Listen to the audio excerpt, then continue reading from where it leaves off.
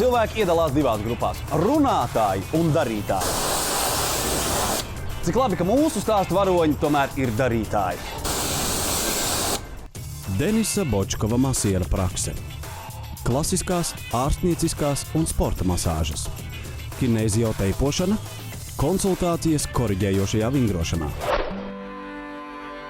Denis Bočkovs savu karjeru aizsācis būdams vairāku futbola klubu fizioterapeits. Beidzot mācības sporta akadēmijā sapratis, ka nākamais solis ir privātprakse.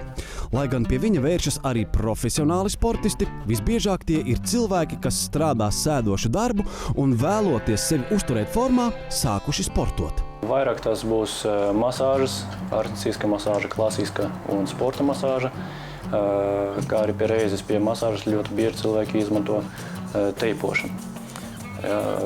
Kinēzioloģiska teipošana, tas arī palīdz gan noturēt masāžas efektu, tonizēt vai atslabināt muskuļus, noņemt tuskas vai stabilizēt locīteles. Izrādās, ka rudens ir laiks, kad masierim sākas īstā darba sezona. Cilvēki vairāk strādā, vairāk sporto un tā rezultātā cieš no dažādām traumām, saspringuma un stresa. Masāža ir ļoti labs līdzeklis, lai palīdzētu noņemt to visu noslogojumu, gan psihisko, gan fizisko. Masāža palīdzēs, bet uz kādu laiku, tomēr uz pusgadu, uz gadu, lai tomēr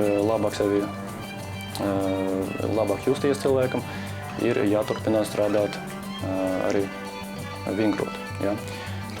Jāstrādā ar sevim, jāpiespiež sevi katru dienu vai pār dienas vai dažas reizes nedēļā tomēr vingrot, stiprināt muskulatūru vai atslabināt muskulatūru, atkarīgs no cilvēka problēmas, lai tomēr justies labāk, lai tas efekts būtu jau gadiem, nevis dažām nedēļām un mēnešiem.